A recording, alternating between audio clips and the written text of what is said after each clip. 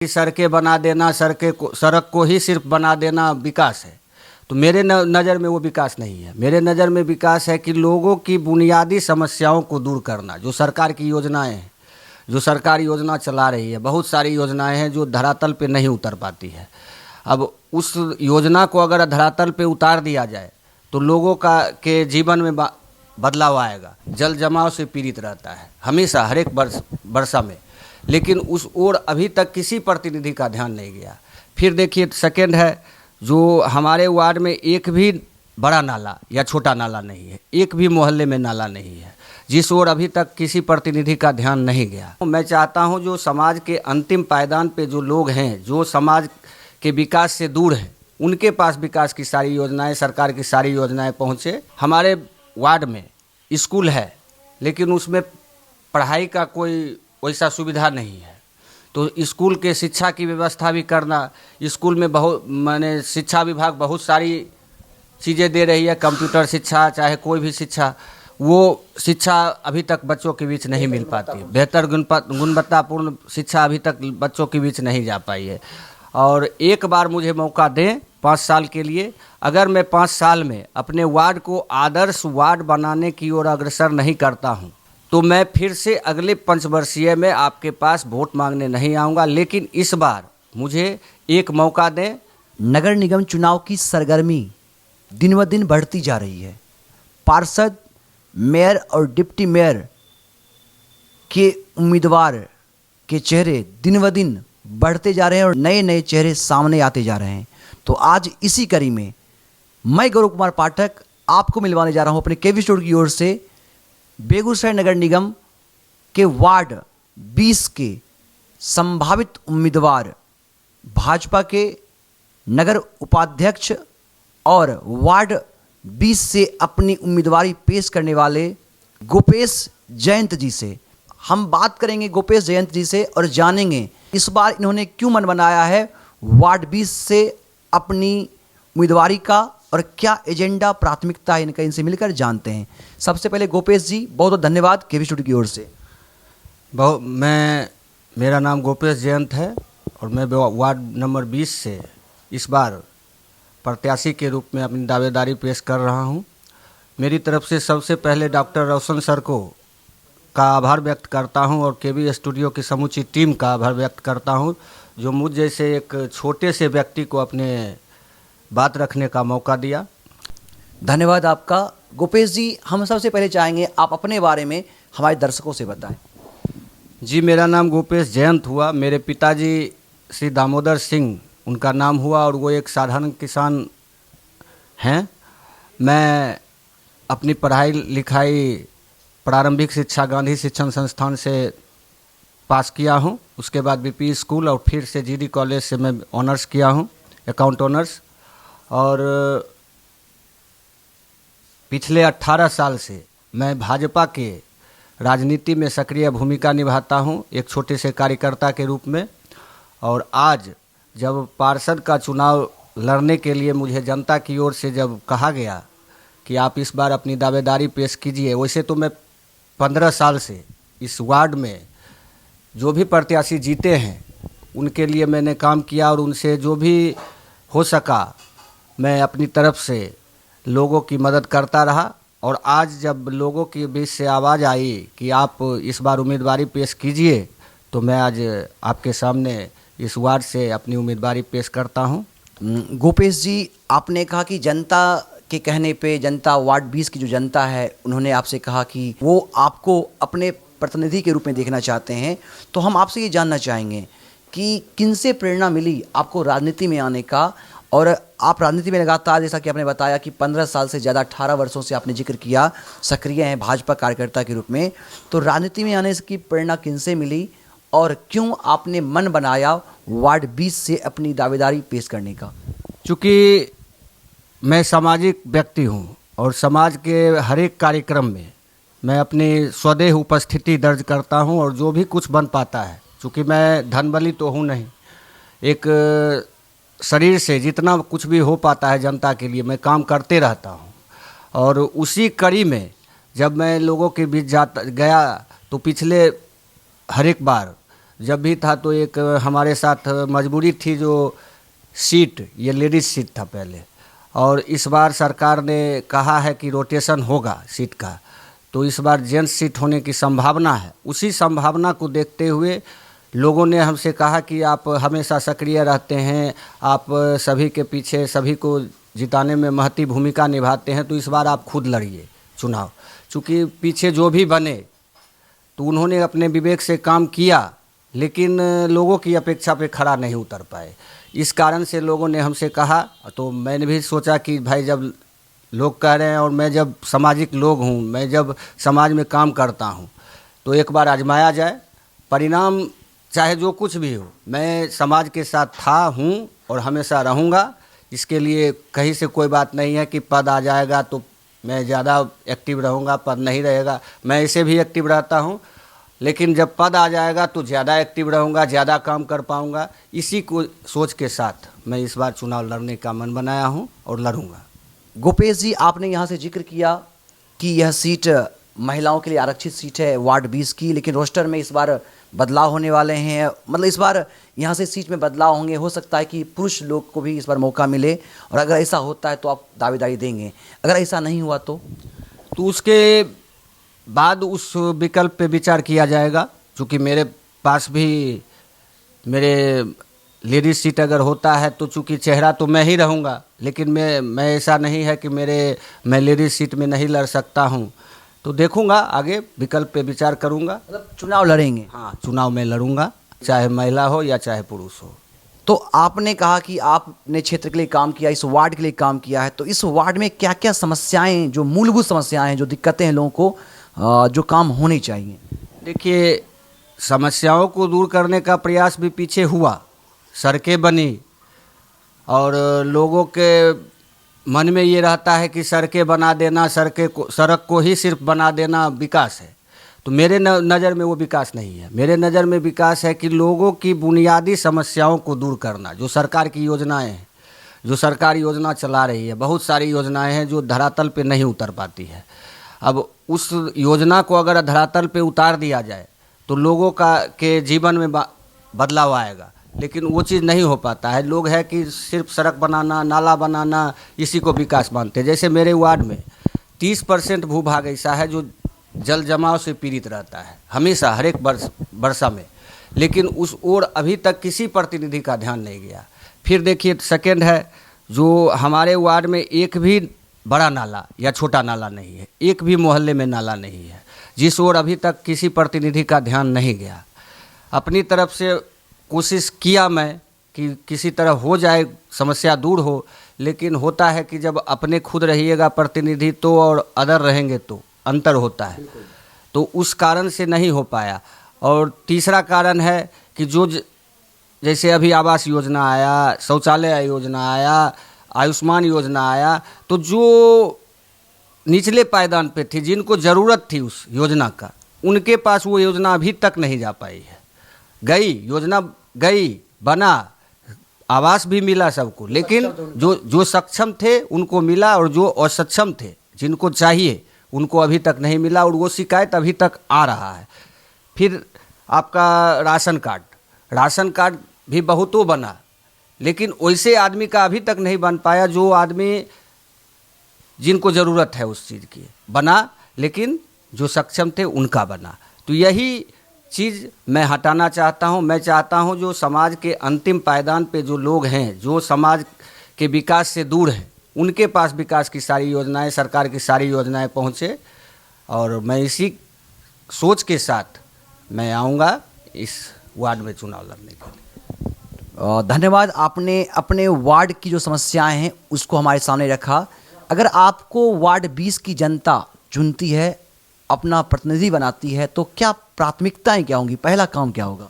देखिए, कोई भी प्रतिनिधि अगर बनते हैं, अगर वो अपने मैनिफेस्टो के तहत काम करेंगे, एक रूल रेगुलेशन, एक प्लानिंग के तहत काम करेंगे, तो वो काम, समस्या दूर होगी, विकास भी होगा। लेकिन अभी तक ऐसा हमको नहीं लगता है कि कोई भी प्रतिनिधि जो बने वो कोई मैनिफेस्टो बनाए। वो योजना आती है, नगर निगम योजना देती है, तो वो सिर्फ सड़क, नाला इसी काम में वो माने एक ही सड़क को बार बार बना के, एक ही सड़क को बार बार तोड़ के वही करते हैं। जैसे हमारे वार्ड में सड़कें हैं लेकिन सड़कों का चौड़ीकरण नहीं हुआ। चौक है तो चौक पे आप कचरा पॉइंट बना हुआ है तो कचरा पॉइंट को एक नियम के तहत घेर के नहीं बनाया गया, फेंका रहता है कचरा।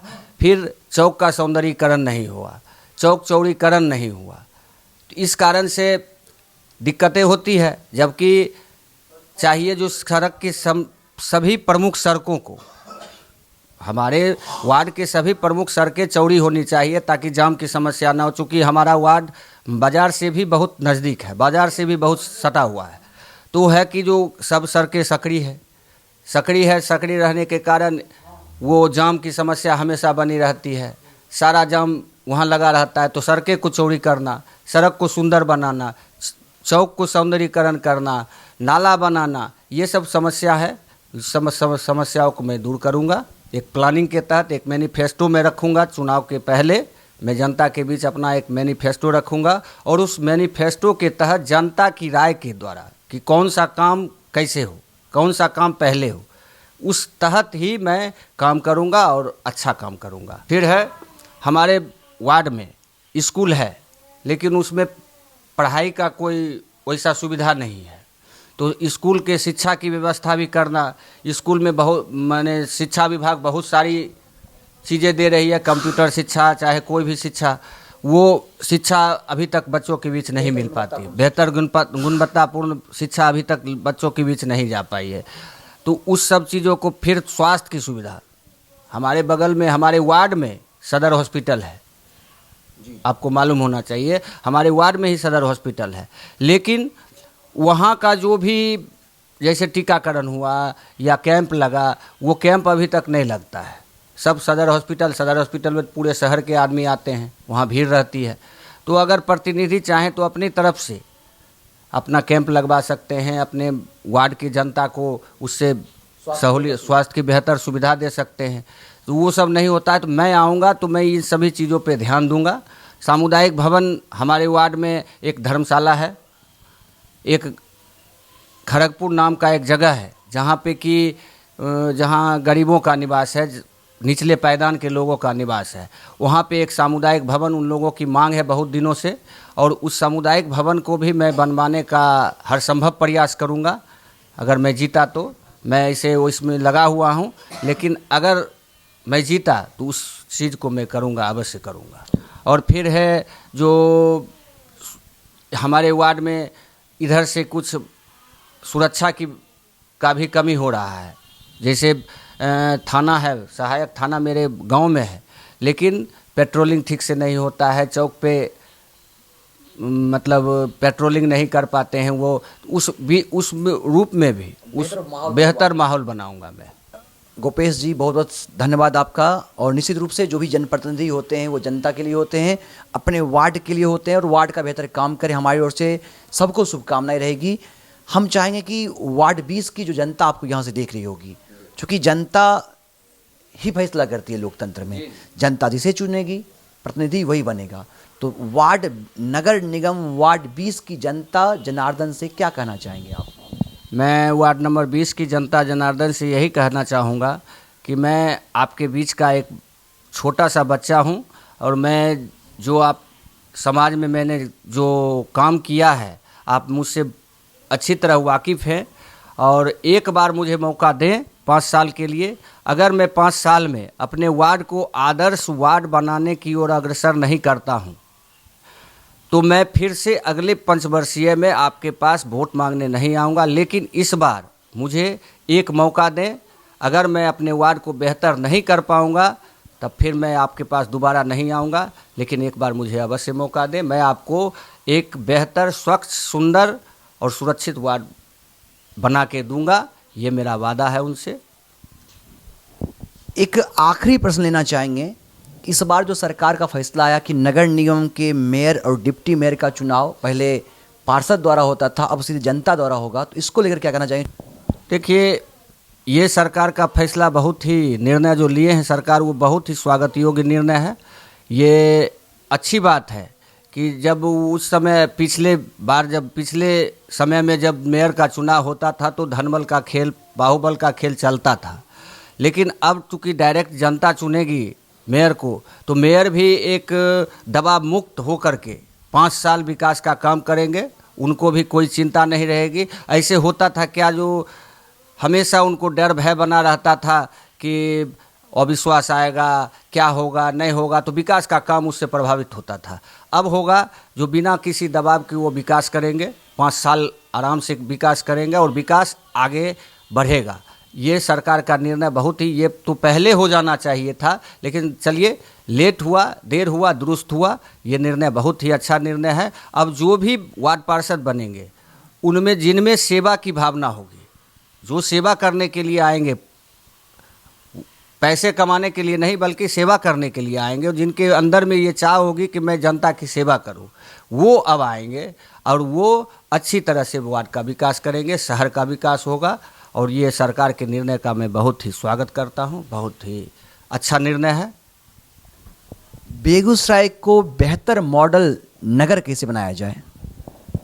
देखिए, वो बनाना अब अभी के समय में मेरी नज़र में, मेरा जो अनुभव कहता है कि वो तभी बनेगा जब सरकार एक टाउन प्लानिंग के तहत इस शहर का विकास करेगी। यहाँ अभी तक मैं जैसा पिछले 18 साल से मैं बोला कि मैं एक्टिव हूँ, तो कभी प्लानिंग हुआ ही नहीं शहर का, बेगूसराय शहर का। नतीजा होता है ये शहर बहुत ही पुराना शहर है और जो भी घर बने हैं, पुराने घर बने हैं, वो नीचे हैं और प्लानिंग बना नहीं। उसके कारण होता क्या है, घर नीचे, रोड ऊपर, नाला ऊपर, रोज़ उसको रिपेयर कर के ऊपर करते करते घर को अब धरती के तले दबा दिया गया। बहुत ऐसा घर है जो धरती के तले चला गया। तो प्लानिंग जब तक नहीं होगा, विकास की कल्पना करना मूर्खता है। हाँ, तो अभी तक टाउन प्लानिंग हुआ नहीं। सरकार अगर टाउन प्लानिंग करेगी तभी विकास, चहुमुखी विकास होगा। ऐसे तो जो भी आएंगे उनको तो काम करना है इसी ढंग में, वो काम करेंगे इसी ढंग में, तो वैसे ही काम चलेगा। इसके लिए या तो मेयर या सरकार एक इंजीनियर की टीम लेकर के समूचे शहर का सर्वे करा करके उसको, जब तक एक प्लानिंग के तहत जल निकासी की व्यवस्था नहीं होगी, सड़क तभी सुंदर लगेगा।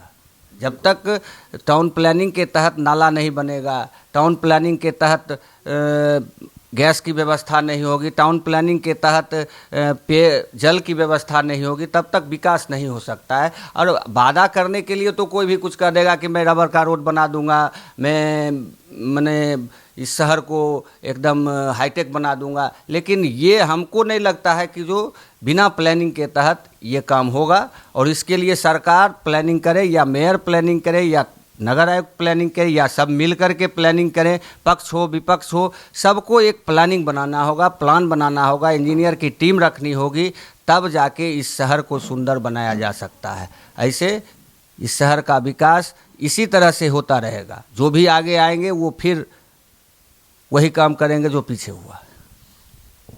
चलिए, बहुत बहुत धन्यवाद गोपेश जी, आपने अपनी सारी जानकारी हमारे साथ रखी। बहुत बहुत धन्यवाद आपका। बहुत बहुत धन्यवाद। मैं फिर से डॉक्टर रोशन सर और केबी स्टूडियो की समूची टीम का आभार व्यक्त करता हूं, जो मुझ जैसे छोटे से आदमी को अपनी बात रखने का मौका दिया।